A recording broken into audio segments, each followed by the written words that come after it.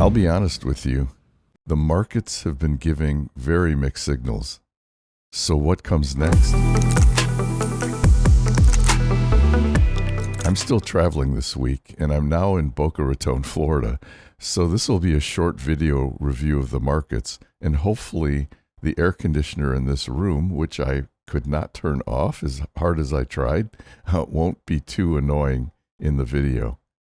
Let's jump in. So if we look at the equity markets over the past week, you can see that we struggled Monday, Tuesday, and Wednesday, and then Thursday kind of tried to rally here, but then pulled back a bit on Friday.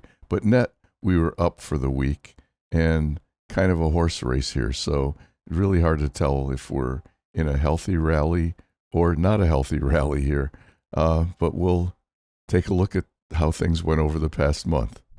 So if we look over the past month, again, kind of a sideways horse race here. Really not much indication as to the health and the appetite for equity risk. And if we look year to date, you can see that this looks pretty healthy, except that ARK Invest has really been struggling while the NASDAQ has been leading. So again, kind of not a totally great picture, but not bad either.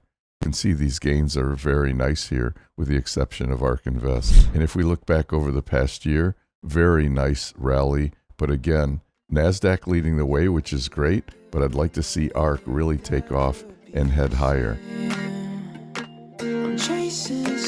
And how are the bottom dynamics looking right now? Well, you can see, if you look at this, we've had just this very gentle, nice upward movement here. So you'd think things look great. Well, as we look at the metrics, they really don't look great, even though you can't argue with this very nice, gentle rally that's going on here. And if we look at this, right now there's absolutely no tell. The bottom forming indicator is flat, going sideways. Bottom confirmation indicator, flat. So it's also going sideways. And what do we have here? The risk confidence is increasing, but you can see it's been pretty much moving sideways. So absolutely no indication of what we can expect next week from the markets here.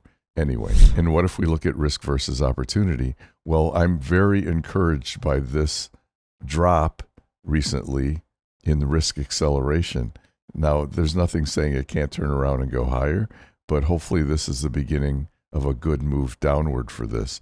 And you can see that risk, which is very much a lagging indicator, is continuing to move higher. And opportunity, which is also very much of a lagging indicator, moved down a little bit on Friday, but nothing major here. So very encouraged that risk acceleration is dropping like this. Let's take a look at equity versus safety. So let's jump right into the overlay. So you can see what's happened here. We had a very nice move upward by small caps, and then over the last several weeks, they've just kind of fallen back here. But the NASDAQ, while it was down here, has started moving up. Now, what I don't like here is that cash is moving up into third place. It's never good when cash is in the top half of this table. But why did cash move up? Well, it certainly got pushed up by EDV and TLT moving down. And we'll see that in more detail as we look at the safety assets here. Now, a couple of weeks ago when I did this video, I put gold and EDV on here because it was really concerning that they both shot up like this in 1 week. This was definitely a flight to safety, which continued into last week, by the way. But now what's happened? Well, gold has kind of stayed up here, although you'll see when we look at the price action that it doesn't look that great. But EDV has gone from second place all the way down to last place. And again, we'll revisit the detail when we get into equity versus safety. And then what about the Dow and the S&P 500? Well, you can see that the S&P 500 has been marching very nicely higher here. And the Dow, while it was in 10th place, also moved up. So there is some movement in equities, which is good. And QQQ, the NASDAQ 100, and small caps IWM are sort of still in the middle here, but moving up for the NASDAQ, which is good. Let's take a look at the safe haven assets. And you can see this is kind of a bowl of spaghetti. So gold has persistently stayed in first place, but you can see that EDV and TLT have just collapsed. So we had a very healthy risk appetite for long duration treasuries. This is a healthy treasury market here. And now what do we have this week? We have an unhealthy treasury market. It's totally upside down here. So not looking good for treasuries, although I think we could see an improvement here now that the Fed has indicated that they are going to lower rates. So let's take a look at the buying and selling pressure for the equity indices. So if you look at this, I mean, obviously the price action, very nice here for the Dow popping higher. And you can see that the buying pressure, this solid gray line, has been moving higher and is above the selling pressure. But you can see that they've been running in a very confined range, which is fine. That means there's not a lot of volatility in the buying and selling pressure here. So that's great. If we look at the S&P 500, a little more volatility, a little bit broader range of movement here in the buying and selling pressure, but a very nice move higher. And you can see that the selling pressure has been declining recently, the orange line, and the buying pressure, the solid gray line, is moving higher and is currently above the selling pressure. This looks great. What about the NASDAQ 100? Well, definitely a more choppy ride, as you would expect. It's a more volatile index, and you can also see that in the buying and selling pressure. But currently, the buying pressure is just barely above the selling pressure and moving in the right direction. And then ARK Invest, all over the place, high volatility, and you can see that it's a little hard to see here, but you can see that the buying pressure also, just like everything else, recently moved above the selling pressure. And then what about small caps? Well, again, a very choppy ride, but look at what the buying pressure is doing. It's moving very sharply higher, even though the small caps dropped on Friday. The buying pressure is increasing. So it looks like investors are moving into small caps, probably because they haven't done that well recently. And what about sector rankings? Well, if we look at last week, we had not a horrible market, but not great. You can see that cash is way down here. Consumer discretionary is below consumer staples. We've got the S&P 500 here, NASDAQ here. So this is a fairly healthy appetite for risk. If we move to this week, you can see that the S&P 500 has moved up a notch. NASDAQ has moved down a little bit. Not much has really changed here, though. Cash moved up a little bit. But remember, these are very slow to react. So they're very laggy in their response. And if we look at sector rank acceleration, now these move more quickly. You can see that last week, cash was way up here with gold. Now, gold has apparently moved up higher. Now, gold really hasn't moved up higher. When you look at the price action, you're going to say, why didn't gold move lower? Well, remember, we're measuring gold relative to all of these other sectors. So it's getting pushed higher by other things moving lower. But I do like the fact that cash moved down a notch here. And you can see the consumer discretionary moved up a little bit, but so did consumer staples. All right, so where's technology in all of this? Well, where are the Qs? The Qs are all the way down here. Not good. Small caps are right here. Not great. But innovation, ARK Innovation, has moved from here up to here. That's good.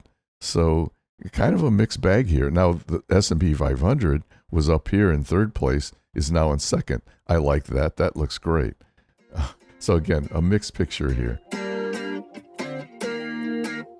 And what about treasuries? Well, if we take a look at treasuries, you can see that over the past week, we've had a very nice rally here.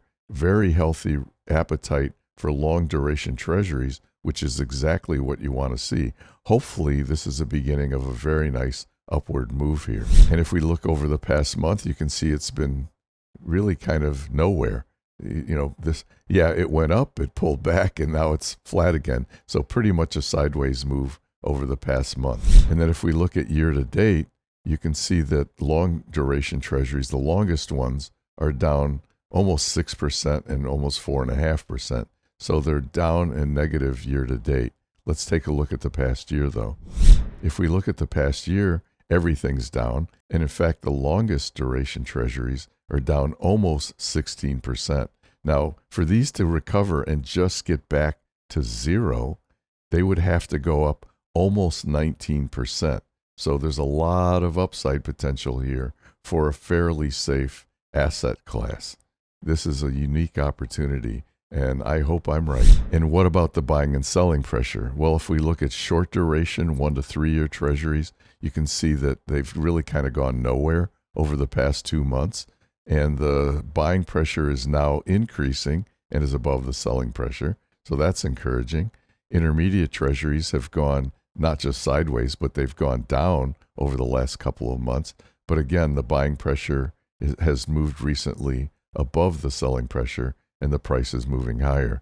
What about what I call intermediate to long duration treasuries? Well, again, generally a downward movement in price over the last couple of months, but the buying pressure is increasing as the price is increasing.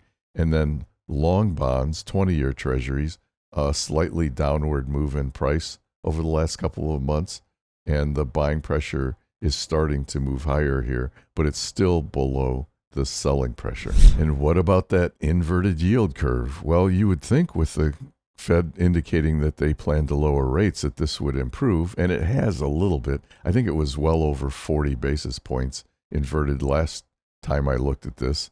So that has improved a bit, but it still has a long way to go to become uninverted. You want these short duration rates to be below long duration rates, and we're nowhere close to that. We're almost 40 basis points away from that. And what about the Fed rate monitoring tool? Well, this has changed quite a bit since last week. I believe last week or the week before, this was at 100% likelihood that the Fed would leave rates right where they are. And you can see that now there's a small probability that they'll lower rates in May when they meet. And if we go out to June, you can see now there's a high likelihood that they're going to lower rates by 0.25%. We get out to July, they could even lower by 0.5%.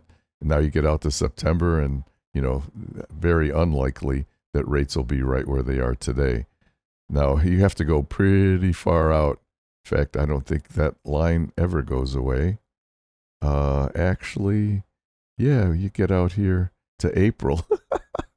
You get out here to April, and the blue line, which is at 5.25% to 5.5%, finally disappears out in April of 2025. You can see that that number is missing here totally. So yeah, we'll see how this progresses as the year goes on. And if we look at what some of the pundits say, it's interesting. If you look at this article, let's scroll down here.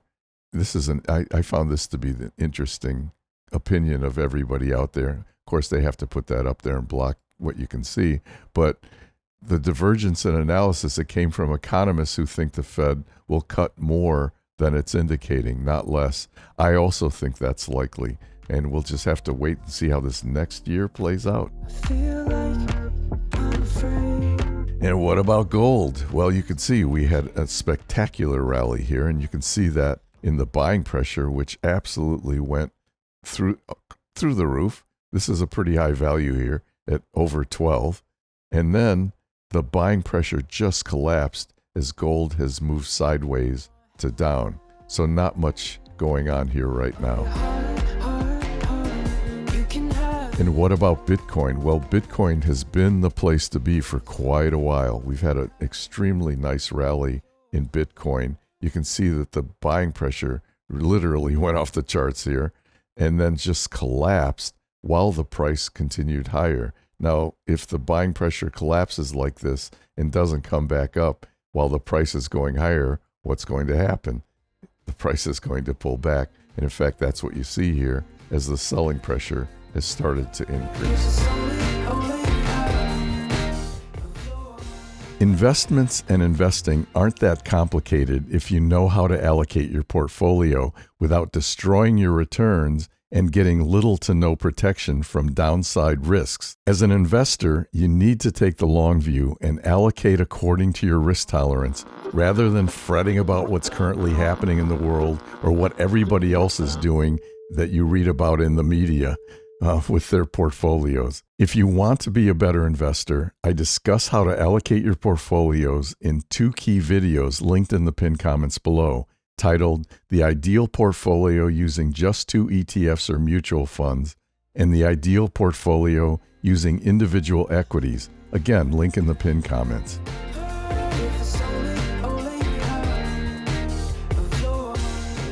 Until next week, I'm Calvin Rose, and thank you for watching Invest Smarter. That's all for now. Stay up all night, gotta work now. Make up my mind and it turns around. Say that I'm fine till I burn out. Thinking this money sounded so nice.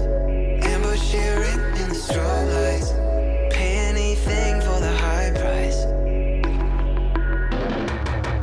This life feels like the sunny water. Wet my lips, but the sun's stronger. Pour it out, if I'm being honest. It's just not everything you promised. Running down, drying out, what did you say? What did you say when I told you? Maybe this wrist wasn't gold-proof. Packing my bags like it's all true. Hard to make friends when I'm focused on all these bars that I'm holding. I like the cold, but it's lonely, yeah. This life feels like the sunny water.